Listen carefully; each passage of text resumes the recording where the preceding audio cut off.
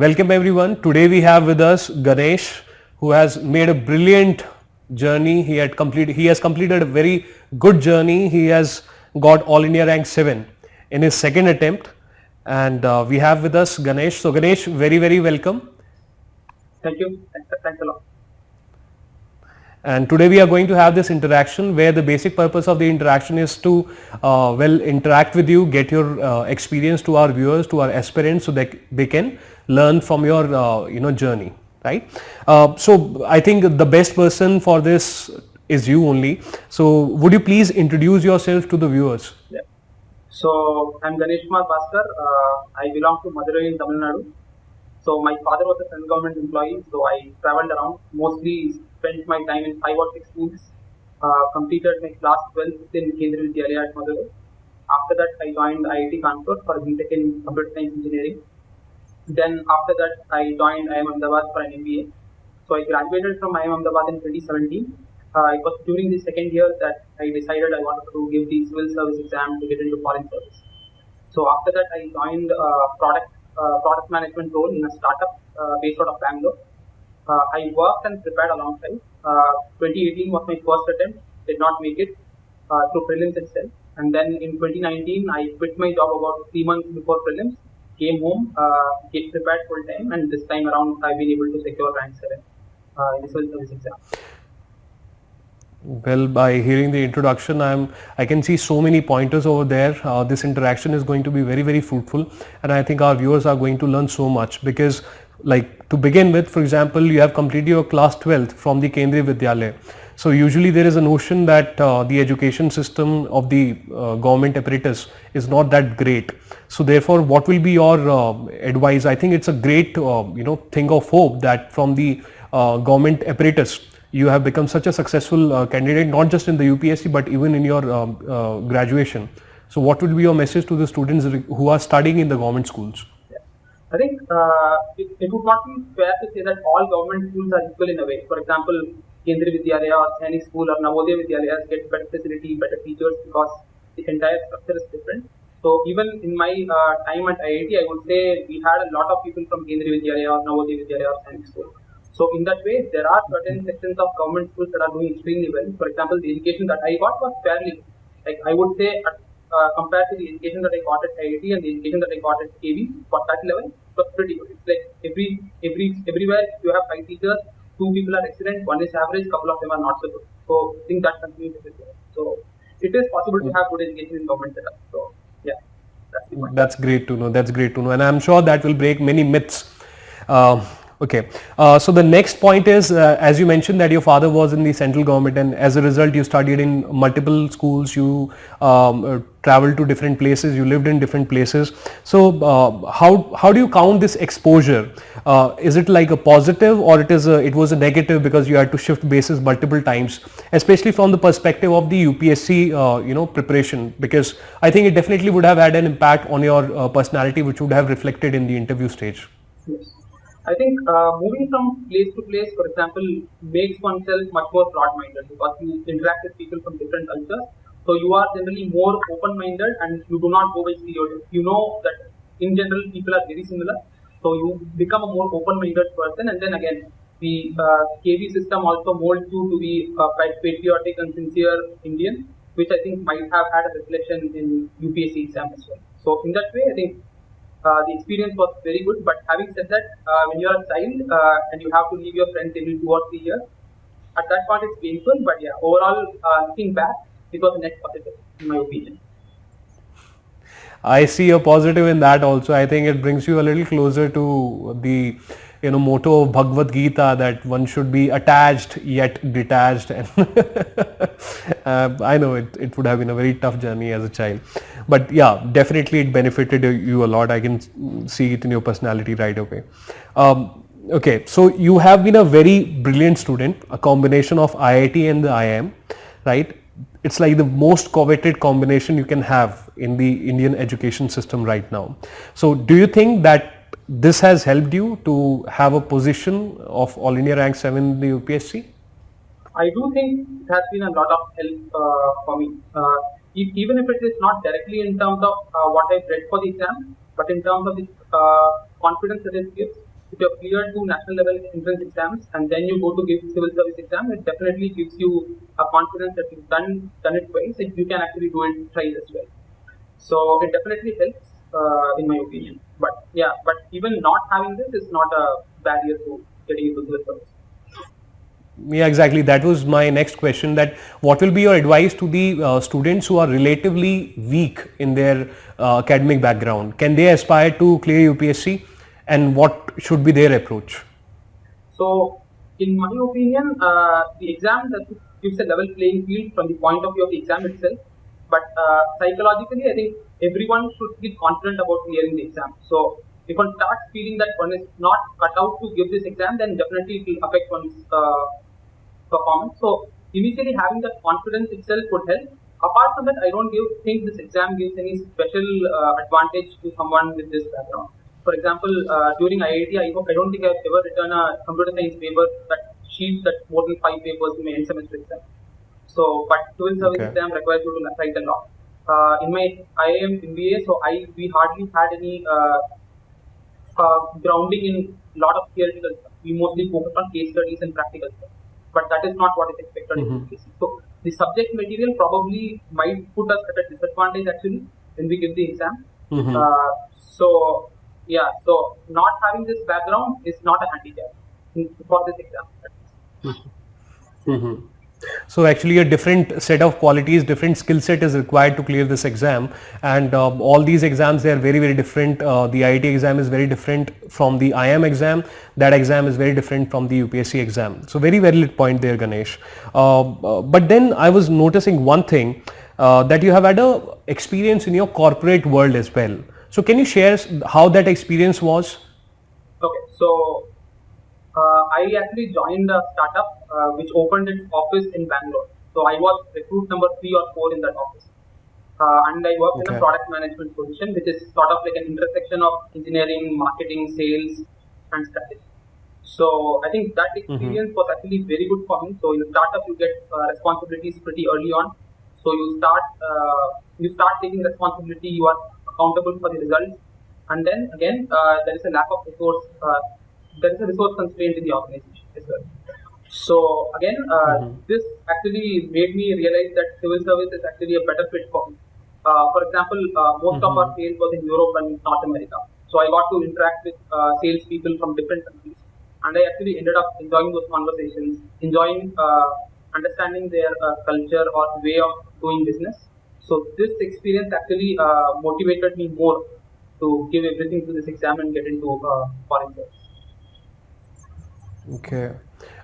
Coming to the motivation part, I could locate one small point. You mentioned that that your father was from the central government. So was like that one of the factors? Does the family background, the upbringing, and then, for example, in your case, your father being from the central government, did that play a role? And does family background in general plays a role for the UPSC preparation part? So what are your views on this? In my case, personally, it is partly yes, partly no. Partly yes, in the sense that so generally there is a lot of emphasis on education when your parent is a government employee, because that is how you get ahead in life. You don't have a background. Partly no, because my parents actually never told me to prepare for the civil service exam. When I actually called them to tell them that I want to prepare for this exam, they actually told me, "Are you sure? Like, take your time." Initially, I thought after the MBA, I'll directly plunge into preparation, but it was my father who actually told me to actually have a look at private sector to see if this is what you want, and then take a call about it. So in my case, they did not actually tell me to get into foreign service or UP civil service exam in any case. But in general, I do think some people might be motivated based on the experience of their parents, but not in my case. I feel that's a great blessing when your parents give you that choice, and as a result, you make a choice freely. Then it becomes a voluntary choice, and I think then an aspirant is actually much more determined to give 100%, and there's no external pressure. The external stress levels are also relatively less. So Ganesh, you mentioned that you had a experience of 1 year in the corporate sector, and you had decided that you will be looking at the corporate sector and to make an informed choice that whether you want to shift for the civil services preparation. So what exactly was your experience that motivated you to shift to the civil services? Okay. So, I worked in a startup, and my role was product management, which is sort of an intersection of sales, marketing, engineering, etc., etc. So, job actually is a very good sort of civil service kind of a job in private sector, if I were to say so. So, the experience there actually made me realize that civil service is a very good career option for me. In addition, most of our sales used to happen in North America or Europe. So talking to salespeople from those countries, understanding their culture, understanding the way they work, appealed to me. So I felt that so my decision to actually opt for foreign service was bolstered by this experience. So in that way, it was very useful in actually. Okay, so you have foreign services as your first choice. Yes. Okay, okay. Please continue. Yeah. So I would say that my work experience was excellent. I loved the job, and that actually motivated me to actually leave it and appear for the civil service exam. Okay, so you felt that the ambit of the civil services is much wider than the ambit of the corporate sector. Yeah, that's actually valid. Okay, so this brings us to our next question, that since you were a working professional while you were preparing, so usually there is a dilemma in the minds of the working professional that should they quit their jobs to prepare for the civil services, or they can prepare side by side. So what was your experience, and what will be your advice to the aspirants who are right now in the job? So I think it depends on what sort of a person the candidate is. So in my case, I do feel it is possible to prepare with a job, provided there's a clear demarcation between the working hours and the non-working hours in a weekday, and your weekends are free. Let's say you're working in a job which is 9 to 5, you are free after that, there is no travel, and Saturday, Sunday are free. In that case, I would suggest that the person prepares along with the job, because having the job also gives you, number one, confidence level, which is extremely important for writing this exam, and then it breaks the monotony. Like, if you keep preparing for a long period of time, it gets monotonous and the efficiency of study goes down. So in that way also working can improve your performance. In my case, I had a bit of problem because my job did involve some amount of travel to the US. So I had to travel to US, stay there for a couple of weeks. So that would totally break my study schedule. And also I had to take some late night calls, etc. So that was not very conducive to preparation. So that is why I quit. Even then, I would say most of my preparation was while doing the job. I just quit 3 months before the prelims. And I had a heavy optional like mathematics. Okay. So it is definitely manageable with the job. Okay. So actually this brings me to two streams of thought. One stream of thought is regarding the optional, and second I actually wanted to, let's say the second first, and the second is regarding that given your hectic schedule in your corporate job, that means you would not have taken any full-time coaching for the preparation of this exam, right? So I have not taken any classroom coaching for this program. Mostly it was online test series and that's it. Okay. So you are saying that full-time coaching is not a necessity to clear this exam, and through proper self-study you can get through. Yes. If your strategy is right, then definitely it is possible. Okay. Can you elaborate on that strategy a little? Okay. So I'll split it into general studies and optional. For general studies, I think if you're a reasonably good student in school, you're reasonably well-aware person, I don't think coaching really adds value, because the concepts are class 11, 12 that can easily be covered. There is no conceptual clarity, conceptual complexity in that GS part. So that is definitely doable. Where you need guidance is 3 parts. One is figuring out what to study, then figuring out how to study them, and third one is how to do answer writing. First 2 parts, I feel that function has been taken over by topper talks, blogs, etc., where previous year toppers have clearly said like what books are to be prepared, how to prepare notes, etc. So personally, I followed the advice of Mr. Anudeep Durishetty, who is 2017 exams topper. So I followed his blog extensively for sources, etc. And the final part is answer writing skills. Here, I do feel that if you have a good teacher who can guide you on how to do answer writing, it will be very useful. In my case, I joined online test series, and that helped me to an extent. But having said that, I felt that if I had a good teacher who can tell me what issues were and could improve me, I could have scored a little better in general studies. So as far as general studies is concerned, answer writing is the only part where professional help might be useful. And coming to optional, it really depends on how comfortable one is with this optional and the nature of the optional. So in my case, mathematics is an optional where you have to cover a lot of material and 70 to 80% of questions are directly lifted out of textbooks. So going to a coaching means you are investing a huge amount of time in a coaching, which will definitely not be able to complete the whole syllabus. Instead, if someone starts reading those books on one's own, I think the person can practice more and can have better performance in the exam. Having said that, I did use coaching, study material and test series for mathematics. So in case of mathematics, if someone is very confident about their mathematical ability, then it's definitely better to not take coaching and study on its own. But in case I had taken public administration or sociology, I think I might have gone for some online coaching or something. Okay. So there are too many parameters and variables which require to be elaborated in your preparation strategy. So let us take it one by one. First, the optional.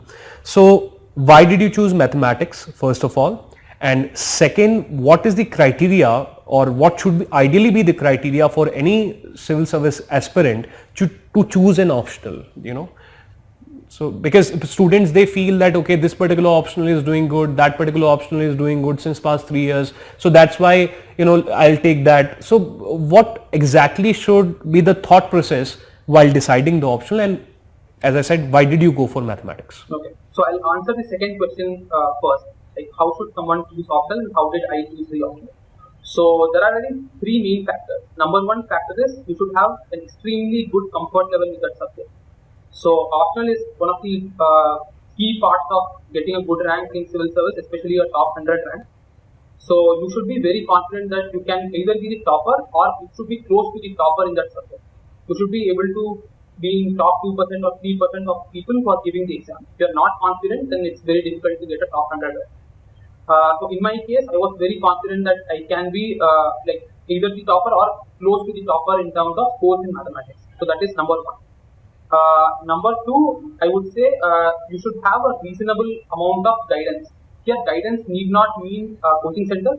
Here, guidance could mean a topper's blog where they have uploaded the notes, they have told you how to study, which books to study. In case of mathematics, again, that is very much possible. There are outstanding blogs like one by Mr. Nitish K, one by Mr. Tul Prakash, etc., where they've given their notes, ways of studying, textbooks, etc., and I followed it as well. Again, I was also considering management because I had done an MBA, but I realized that management does not have any guidance. Like, there is no test series, there are no standard books, etc., that are prescribed by toppers. So which was one reason why I rejected management optional and took mathematics. And finally, number three is that you should pick an optional which is reasonably scoring. Reasonably scoring means if an optional is not giving you a score of above 300 even for the topper, then I think it's very tricky, because if you don't score 300 in your optional, you're not going to make it to top 100. And again, you should always have a possibility of scoring as high as possible. In this case, again, maths has always been a very high scoring option. Since the past 4-5 years, we can always see people scoring up to 375 marks out of 5. So in that way, maths was very good. Again, management optional. So I think even the toppers were getting 300, 310. So that is another reason why I did not opt for management. Having said that, finally, those who have a very strong aptitude for science, I would suggest that they go for some science optional like maths or physics, because the volatility of these options is very good, very low. If you've done well, then you can expect a good score, which is not the case with science options. And then again, if you've done extremely well in the option, you can score extremely high scores. So these are the three factors that I took for choosing option. Okay. Great. I think that will help the aspirants a lot. But there is a small question. What if a student, he does not have a confidence that I'll be in the top 2%, but he has an inclination towards that subject. So, like, how to go about it? Okay. So let's take this example of, let's say someone is very interested in sociology, but they are not confident if they'll be able to score very high there. So there I would keep a couple of metrics. For example, someone should go through topper's blog to see what sort of material is to be read, go through the material to see if there's a personal connect with that material. And then again, for example, so humanities optional like sociology requires that you have a certain flair for answer writing that is not needed for a science answer. If you feel you can actually write good answers that connect with the examiner. you have a good writing ability, and then you have an interest in sociology, maybe you could take sociology. So that is how I would evaluate my chances in a particular round. Okay, good. That's helpful actually. So next point is prelims. So in your case, if you look at your academic background, IIT, IIM, and then a very good job, but then first setback comes in form of failure in the prelims. Very unexpected. Definitely it could be, it must have been shattering for you. So, but then in the second attempt, you're like flying to rank 7. What happened? What were the mistakes in the first attempt? And what are the lessons which you drew? And you drew those lessons in such a great manner that you got rank 7. So, like, please, I would really like to know about it. Yeah. So the reason I crashed in my first attempt was because of my overconfidence. I thought, so in my opinion, I felt that this exam is like any other exam, that first stage would be easy, second stage would be tougher, third stage would be tougher, but that is not so. That was a misjudgment of the exam from my part. Prelims is an equally tough exam because a lot of people are eliminated and there is a lot of luck involved. To tell you the truth, I had actually only prepared for mains. I gave exclusive time to prelims for only 10 to 15 days. That was the exclusive preparation for prelims. I had given 7-8 marks, that too online for 30 minutes. I just went through the question, picked them online, got my result, was getting a decent score in the boundary. I thought, okay, so why should I spend time in an exam where like almost 13,000 people will be selected? Like I have a good background, so I'll definitely be in those 13,000 people. And during the day of exam, I realized that I had not practiced like enough mocks.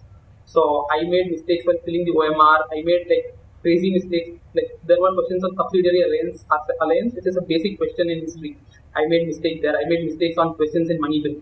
And finally, I lost out by 2.5 marks. So, which is one question. If I had got one more question right, I would have cleared the prelims. So that is when I realized that, okay, so I misjudged the exam process badly. And then again, I knew what my mistake was in my first attempt. And then next attempt, I did not leave anything to chance. I even prepared for the language papers also seriously enough. And then this time around, I took everything seriously and I cleared.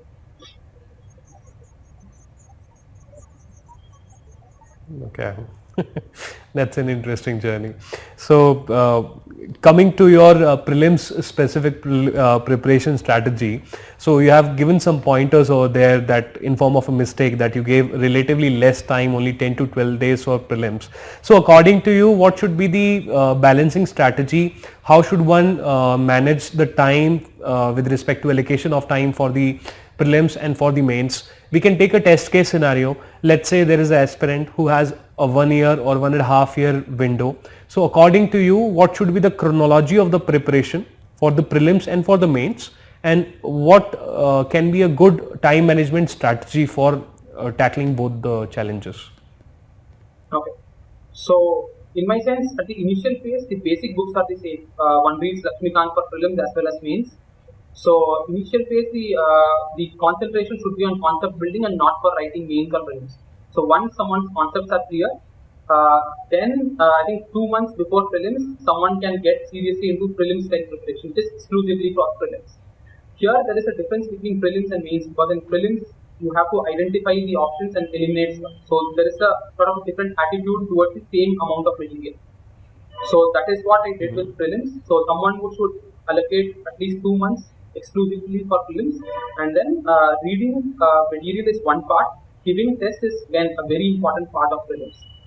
So during tests, I think you should always practice guessing and see how many questions you should get. To give an example of my own, I only used 38 questions out of 100 in the exam, in the final 2019 prelims exam. And finally, I attempted 90 plus questions. That means more than half of the questions were guesses. And finally, I am expecting a score around 120 marks, which is considered a good score in prelims. So this exam definitely requires guessing. I think very few people can clear this prelims exam without guessing. So guessing is something that one has to practice before the exam itself. So do a lot of mocks, figure out what sort of guessing works, do some sort of an analysis. For example, I used to see mark each question as questions that I know for sure, questions that I'm guessing out of 2, guessing out of 3, something I don't understand anything but instinctively feel something is right, and then still I go ahead. And I analyze each of these sort of questions at the end of the exam, and I used to get net positive score in each of these categories. Which means even if I took Okay. an instinctive guess, like I don't know any of the four options, still I take them, I got a positive score. So I continued honing this strategy and applied it in my final exams. Okay. Okay, so you mentioned the importance of the mock test. So, do you think like the mocks, especially if they create an environment very much exam-like environment? For example, did you attempt the Abhyas test series of the Vision IAS? Yes. So I did take So, yeah. So, what do you think that does in Vision IAS we try to simulate the level of competition which is there in the UPSC, so that our students, they are able to better their examination temperament, they get a real feel of the competition. So, according to you, does it help? And then how many mocks one should write? Is there a number, or is like as many as possible? What's your take on the number of mocks and this thing? Okay. So, Abhyas like tests that simulate classroom environment, like school-like environment for exams, help me in two ways. So, number one, so I used to take my mock sitting in my room at home. So that does not actually give you a very good atmosphere in terms of how the exam hall will be. If I go to the exam center, that like I see the competitors, there is some sort of competitive pressure in the room, and that brings out a different sort of psychological makeup to the exam. That is number one. And number two, assessing your performance. If you take an online test, I think people Google, people take more time or something, and then they get extremely high scores that demotivate you. But in the actual exam, you actually get a realistic assessment of where you stand. Your percentile is more realistic compared to an online mock test. So in these two ways, I think an Abhyas like test helps. And going to the next question, number of marks. In my case, I was able to give around 30 marks, but I think this is the minimum number that should be given. Ideally, someone should give more than 30 marks. But having said that, giving more number of marks does not mean you are improving yourself. Doing a lot of analysis actually improves your performance. So after each exam, I would like analyze my performance for at least 1 to 1.5 hours after each mark, and then assess my mistakes and then re-strategize and do well in the next exam. So doing more mocks is important, but analyzing is even more important. Because that's when you actually are able to take the maximum, like to put in a way, maximum juice out of it, because you are able to learn more about yourself, where you are lacking, what are your strengths, what are your weaknesses, where to focus next, how much to focus on which particular subject. Only then the mock test, they will be actually adding value, great value to your thing. I think that's a great point. Since we are on the topic of the prelims, I think many of the aspirants who have just begun their preparation, they have a lot of confusion regarding the sources for prelims. So is there a subject, a topic list with respect to the titles of the books which you would recommend for the prelims? Yeah. So for modern India, I followed Spectrum and Tamil Nadu class 12 old book. For ancient and medieval history, Tamil Nadu class 11 book, the old format. For polity, I did Lakshmikant, environment, Shankar IAS. For economy, I did Shankar Ganesh. And then Shankar Ganesh and the NCERT macroeconomics. For geography, I did class 11-12 geography. Rest for current affairs, I used to follow Hindu, Rajya Sabha news, and then again Vision IAS monthly compilation. Okay. And one more thing. Apart from this, there are a bunch of extra stuff that is to be done.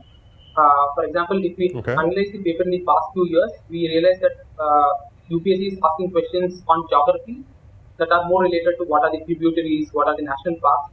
So I actually would make a whole map with all 100 plus national parks and try to see which national park lies within which state, which Ramsar sites lie within which state. And also there are being questions on GI tagging. So what GI tag product belongs to which state, what dance or festival belongs to which state. So there are these lists that are to be crammed before the exam. So I made a list of these things as well on organizations, etc. etc. So there are a bunch of things that are to be crammed. So I made a list of all these things, try to memorize them, and then during the exam, they definitely help me get 3 or 4 questions extra. Right. Okay. That's great insight, that you do not need to go towards very complex books. If you focus on the very basic books, but I think you must have done multiple readings of those books. And in fact, I was in my approach towards NCERT, or my view towards NCERT is this, that each and every line in the NCERT books, be it the state NCERT or the national NCERTs, each and every line has a lot of information which comes to you when you do multiple readings. And I'm very glad that you mentioned that point. It's important. Okay, so next let us come to the mains preparation. So there are 4 GS papers. I'll take ethics separately and GS 1, 2 and 3 separately. So first of all, I want to know that for the sake of our viewers, that what was your strategy for GS 1, 2, 3 for mains?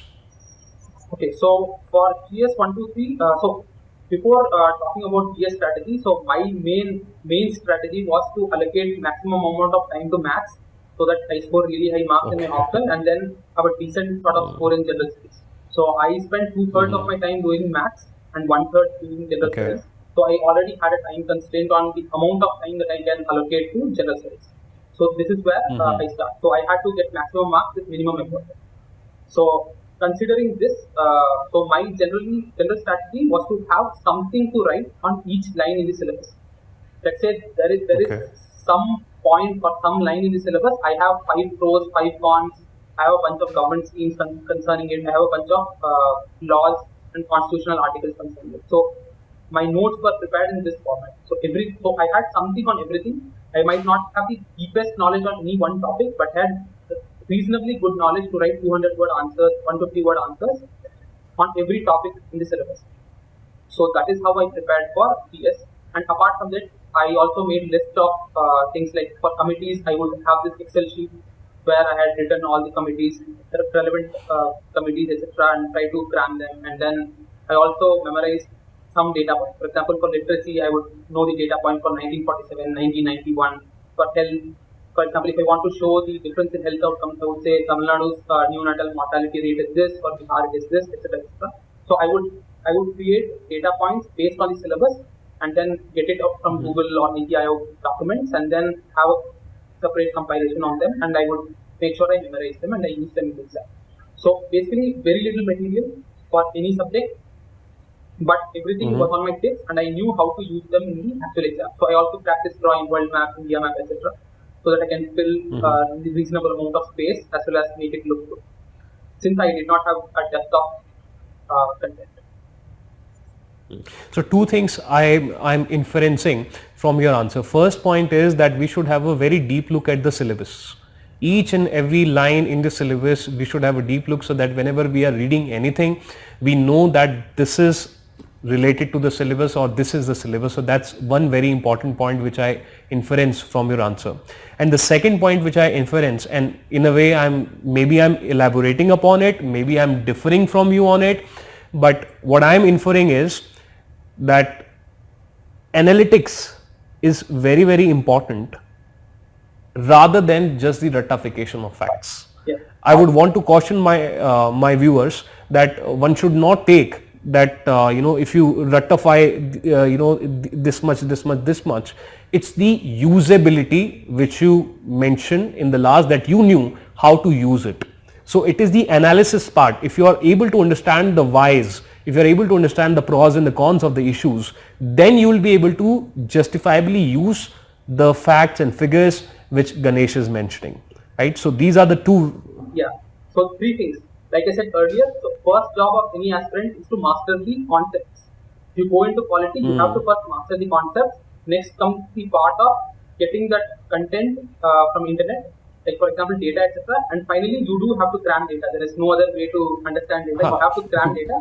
And finally, through mock test series, you have to figure out what data to use where, like how to collect material from your brain, structure it properly, and then apply it to a question. Yeah. So that is to be practiced. Okay.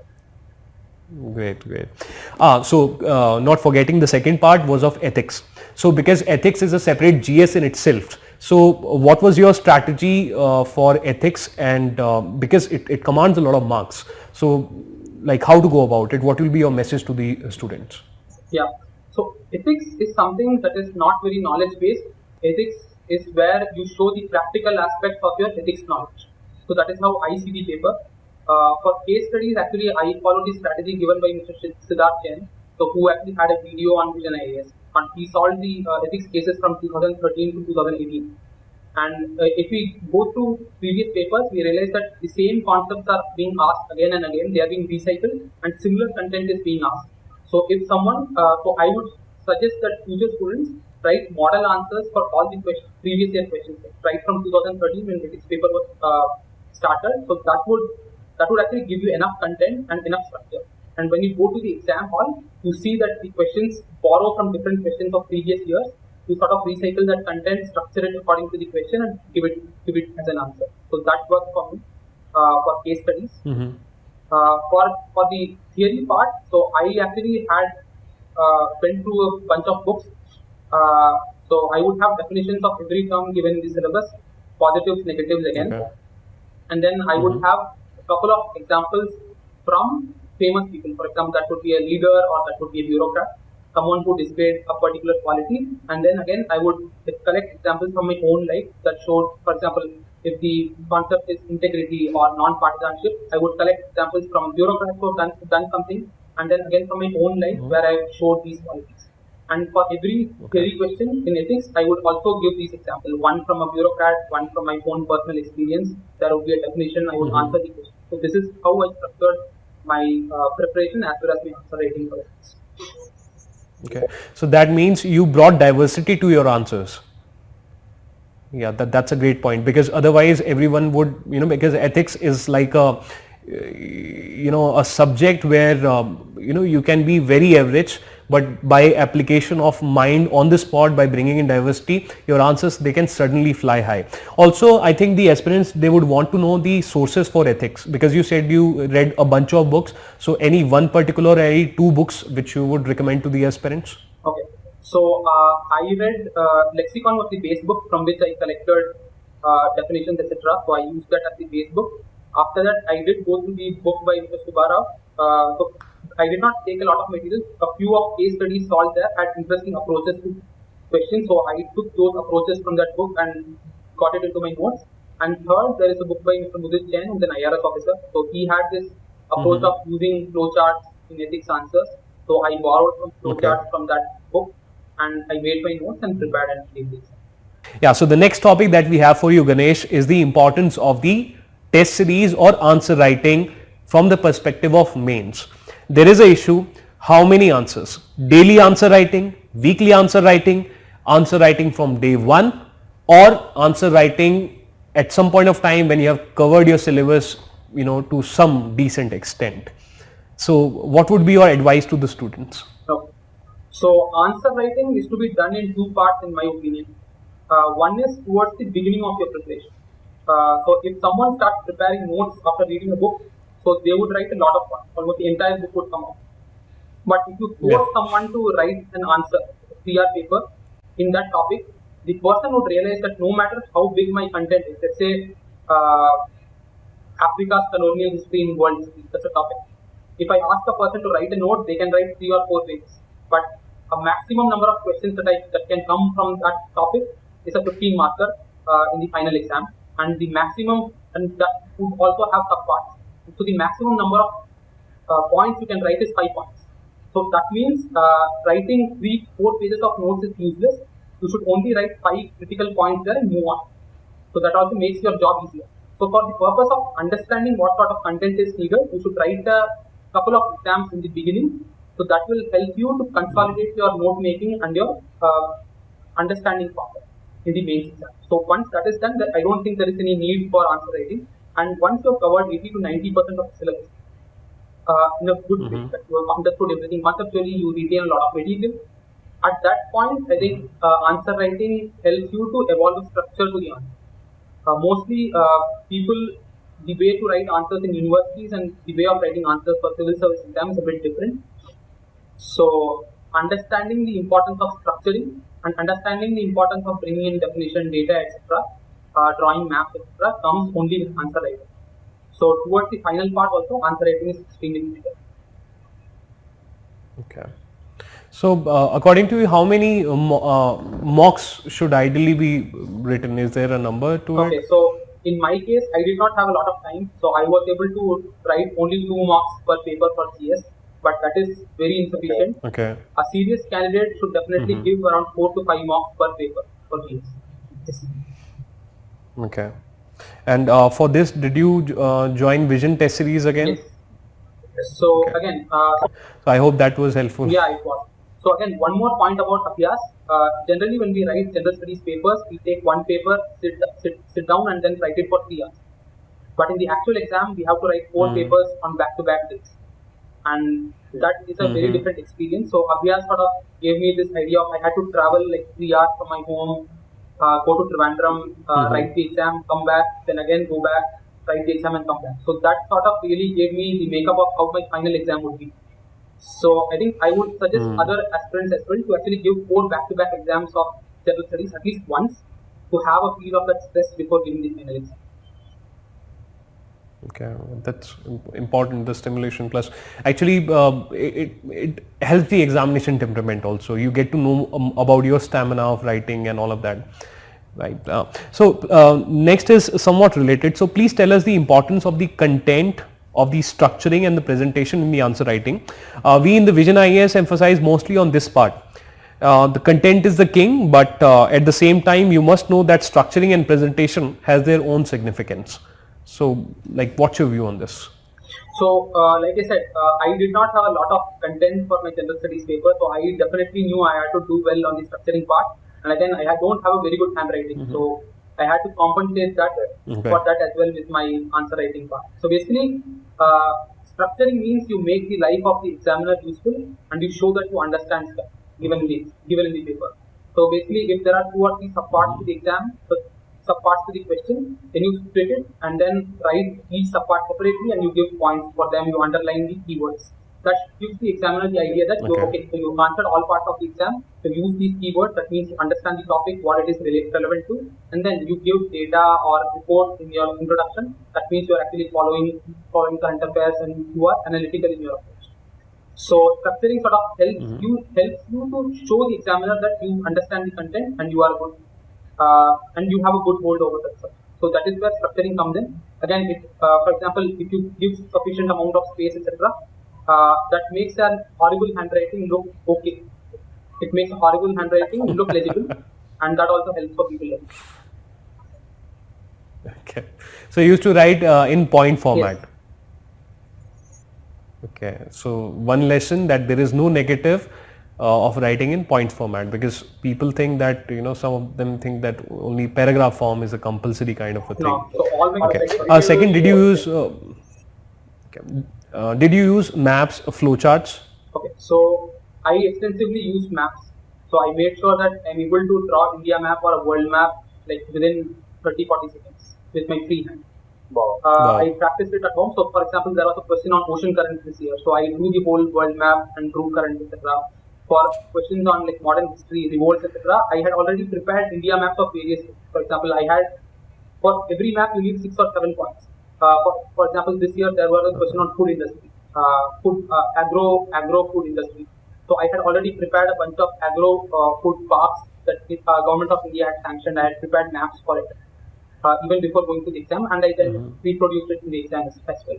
So I do think having ready-made maps and using it extensively in the exam shows that you have prepared for it. Great. Okay.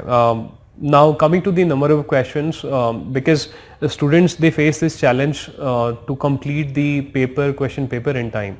So therefore, at times there is a dilemma that whether one should attempt all the questions or one can leave some questions so that the questions which are attempted, they are of quality content. So therefore, what is your view? Should one try to attempt all the questions, or one can leave certain number of questions so as to have better quality and therefore the overall? So my approach was to answer every question in every paper. So I have attempted 20 questions in all the papers. So there is just one caveat for this. If let's say there is a question on a scientific question that you have no idea of, then you should definitely leave it. Else, I think every question you can sort of guess the concepts involved and answer in a way, but you should not lie in the exam. For example, there was a question on Cyberdome this year. I was not very confident about what exactly Cyberdome is, but I think you can clearly see that it is related to cyber security. I sort of wrote an answer that is very similar to it. So I did not leave the question. So that was how I decided I would do it. I would write all the questions. Yep, I think you played at the front, from the front foot in the prelims also and the mains also. That's a good strategy actually. Actually this time the aspirants, they have a specific challenge because of the COVID crisis. We have the gap between the mains and the prelims shortened, right? So therefore, first of all, we would want to know that how did you utilize the time period between the prelims and the mains, and then in the present context, should there be any change in that strategy? So I would not suggest any change in the strategy. So in my case, I had already prepared notes, etc. for GS and optional, etc. So all of these things were already prepared. So all I did in that gap was to prepare for essay and then practice math. So mostly 2/3 of my time again went to maths. So I gave around 24 marks for my mathematics optional, and then I gave 2 marks for general studies. So mostly it is revising and marks. So that is all people should do it. And I think ideal case, every content should be prepared before prelims if you want to score really highly. But even if not, that's okay. So I did not prepare for essay before my prelims, but I had enough time to prepare for essay. But maximum 1 or 2 subjects, otherwise most of it should be prepared before prelims. And definitely optional should be 80 to 90% complete before prelims. Yeah, so that you are able to devote yourself to the mock answer writing, no? Otherwise how will you manage it? Okay, so then current affairs is also an important issue, especially for a working professional. There is a dilemma that if I read a newspaper and then if I give myself a task that I need to make notes out of the newspaper, then it might take great number of hours every day. So therefore, did you read newspapers? Should students read newspapers, and if you don't read newspapers, then are there any alternatives? How to go about it? Because current affairs is very, very important. Yeah. So I don't think spending a long amount of time on newspapers is very important. So I did not make notes from newspapers, maybe a few points, but mostly I did not make newspaper notes. So this is what I used to do. So I never read the newspaper on the same day. I would accumulate all 7 papers on a Saturday, give it 3 hours, and my only approach to newspapers was to identify what is the important news then and what is the flow of news. So that is all I used newspaper reading for. And finally, once that is done, I took Vision's monthly current affairs compilation. For prelims, I used to highlight stuff that is important, write notes in the PDF itself, and then I used to go through it for my final prelims preparation. For mains, I used to make my own digital notes from Vision IAS monthly compilation and use them for preparation. That is all I did for current affairs. I did not spend a lot of time for that. So once you covered the monthly Vision material, after that, did you go for the yearly thing, the 365 thing, or if you are doing monthly, then that's enough, and there is no requirement for going the yearly one? Is that the thing? I did just the monthly. So monthly was the only stuff that I used. Okay. Nowadays, especially in the COVID times, everything has come online, right? So the share prices of all the online utilities, they are going up, and so is the number of online platforms which are there, right? Which basically creates a problem of plenty for the students, for the aspirants, because nowadays every other entity is having either a Telegram channel, or for example like blogs are also there, and then multiple platforms are there which are giving the video content. So therefore, like how should a student manage all of these things? And especially, for example, you did not join a coaching institute, but if someone is into a coaching program, then what should be the approach? Should he still go out to any 1 or 2 such very good quality names which you would want to recommend, or like what should be the strategy? Because it is a problem of plenty, frankly. Okay, so I'm not aware of any good coachings because I don't have any personal experience, but generally I would caution people from relying on YouTube or Telegram channels very much. So you have to decide at the outset itself that this is the material I'm going to use, and I'm not going to go outside this, and I'm going to master this specific material very, very well.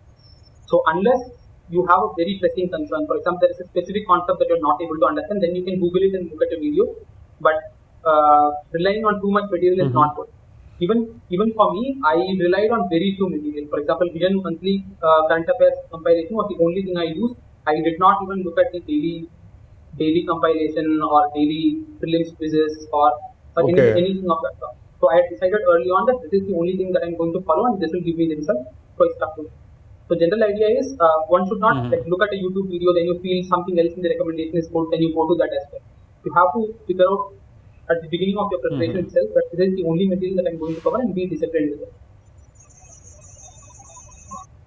That's very important actually. Right, last stage interview, and therefore we would love to know how was your interview like? Okay, so my interview did involve a bit of grilling from the board. So in my case, I knew how my interview was going to start. I had given foreign service as my first preference and I had opted out of all the other services. So I knew for a fact that they would ask me why foreign service and why not other services, etc. So I had already prepared everything and then I went there. So first, I would like to wait, just one small query. You chose only foreign services, rest was all blank. yes, Okay. So you would have given another attempt to get into foreign services, but you were not inclined to joining any other service. yeah. So my idea was that, yeah. So my idea was that in case I don't make it to foreign service, I will go back to a product management role in a private company. So I was not interested in the other services. So that was it. Why I did. Great clarity of mind. Cheers to that. I mean, great. Yeah. So Okay. Yeah. Please continue. Yeah. so that is where so the board asked me about my service preference. There were obvious questions on international relations. So the chairman was a management professor of my board. So he asked me a few questions on financial ratios. Then one more member asked me questions on banking setup, NPA, what would you do to control it, etc., etc. One member sort of grilled me on my service preference. He said, why don't you, like my place of birth is Ramanathapuram, which is a relatively poor district in Tamil Nadu. So he said, you come from this district, so why don't you go back as an IAS officer and do well for it, etc., etc. So there were back and forth questions. I would give an answer, then they would counter it again. So there was back and forth in that way. So that it went that way with that member. He also asked me a few questions on India-China relationship. Then another member asked me about agriculture, urban development, etc. And then another member talked to me about indigenous production. Again, I had a very so it sort of a grilling happened with that member as well. So he sort of pushed that, no, why should we import stuff? Why don't we make it here itself? For example, defense, etc. So I held the opinion that so we should definitely do it, but it's a long-term solution. In short term, for defense purposes, we might have to import. But so the member held on and then sort of grilling. So that is how my interview. So overall, the lines of questioning were expected. So there was, in terms of content, it was not surprising, but there was some back and forth with the members. So overall, what was your feeling? Did it go well, or no idea. did you feel that it went bad? No idea. I'll figure that out once I get my mark sheet. Okay. So did you practice this DAF kind of a thing in your mocks? Did you give mocks for this thing? Because that's a bold move. I'm sure that you must have tried to test it, that how do the mock interview guys deal with it? So yeah, I mean, even in the mocks, I think there were divergent views. So one view was that my choosing only foreign service is a positive because it shows clarity of thought. Another school of thought was that most of those sitting in the board would be IAS, IPS officers and they would feel offended. So I didn't know what to expect. So Good. So did the mock interviews, they help you brush your personality, get? So they did help me. So of course, in terms of questioning me about my choices, I think all the mocks questioned me about my service preference and then covered a bunch of other stuff. So it definitely helps to go in front of a board and then practice. Gets the hesitation out, allows you to practice, how do you want to portray your thoughts and all of that. Okay. Right. Last leg is actually a little bit of motivational stuff. Okay. So we want to know, what kept you motivated for, I mean, I'm able to see that you're pretty clear headed. You actually have that clarity. So still, like any advice for maintaining the motivation, especially for many students, the boredom, the stress, the anxiety, that results in a lot of tension, and avenues for rejuvenations are also required. So these two things are connected: motivation as well as taking a break, rejuvenation. So like your opinion. Okay. So in my case, I would say having a job for most of the preparation really helps because it helps you to divert your attention to something else more interesting. So I found my product management job to be very exciting. So I enjoyed my job, Okay. came home and enjoyed the preparation as well. So having a job that you love might help you do well in preparation and you have financial security as well. Having a supportive family where you can talk to your parents without any stress, that helps. Taking a break also helps. In my case, once I failed the prelims exam, so I was devastated. So I decided that I'm not going to pick any book for the next 3 months. So I did not Oh, do okay. anything. So as a part of my official job, so I went to US. I hung out with my friends who stayed in US, did all the tourism stuff, came home, went to Ooty with my family, enjoyed. Then, Las Vegas, huh? I could LA. not Did make you it go to to Las LA? Vegas, but I went around the whole Bay Area. So once I was done with Okay. that, I think I put my failure behind me and then I focused on what is to be done again. So doing all these things can definitely help. And then one more advice I would give aspirants is that one should not feel very attached to the exam process. So I think having this attitude that if I get this job, that's okay. Even if I don't get this, that's also okay. So this sort of an attitude makes you more confident in the exam hall and helps you do better. So in my case, I knew that even if I don't make it, I'll get a job in private sector that I enjoy. So this is just to get an even better job. If I don't make it, that's also fine. So that is also an attitude that helps. For people who have been preparing for a long time, so in my case, I thought that in case I don't make it this time, I would again preparation is done in terms of content.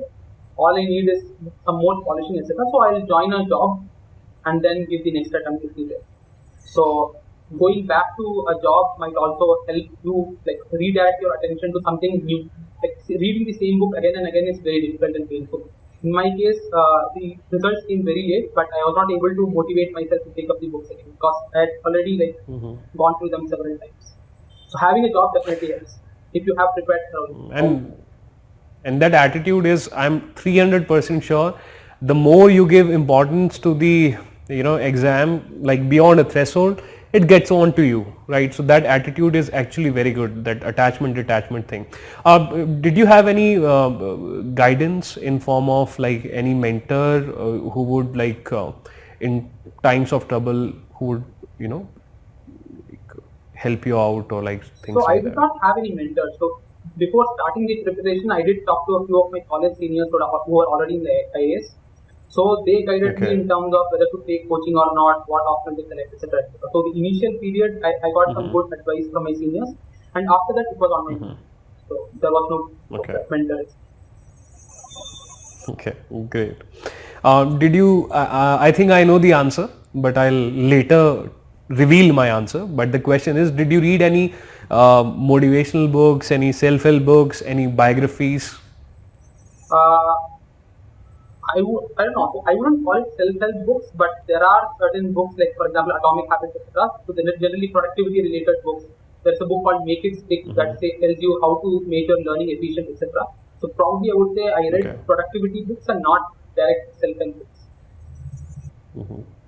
Okay, my answer was that of course no, because you seem such a jovial man full of energy, and I think you can write a self-help book. But yeah, so our answers match. So on that very great note, joyful note, positive note, I would like to thank you for your time, and just one small last question. Yeah. What are your plans now? What is your bucket list? What are you looking forward to? Because I deliberately added a semi stop to the interview there, because usually we do not tell the aspirants that what lies after this. So I think you must have interacted with some of the seniors. You might have gone to the FSI or so like tell it little that what happens after this. I think that will also be a great motivation for our viewers. Okay. So after this, after clearing the exam, once service allocation is done, almost all the civil servants will go to Masuri Labasna for their foundation course, which is 2 months this year, and generally it's 3.5 months. After that, everyone goes to their own academy.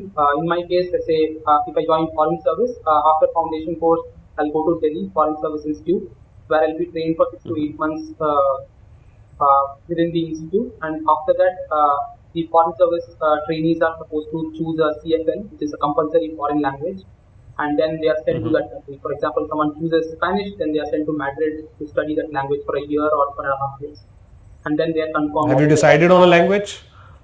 Most likely Mandarin. Wow, nice. Actually, nice choice. Actually, so it's a tough one, but it's strategically more important. That is the thought process. Also, I think you'll be getting a lot of exposure. From what I know, in the FSI, definitely, I think you'll be interacting with the External Affairs Minister. Then I think there will be a meeting with the Prime Minister, which will be scheduled. So you'll be meeting them. When you are in Labasna, I'm pretty sure that people from the highest of the echelons, right? So at times RBI, ex-RBI governors, they also come in, like Raghuram Rajan, etc. They come and they hold lectures for you. So it's a very great kind of a thing. Also, your social side will be would be there. You know, they will bring it out deliberately. You will be forced to participate in some dance competition, some dramatics competition, or you might be asked to do, you know, that brings you. So proper grooming will happen, and it's going to be a very great journey, you know, a very interesting journey. So all the best for that, Ganesh. It was lovely interacting with you. मतलब मजा आ गया. Thanks a lot. Thank you so much for your time. चलो यार, thank you.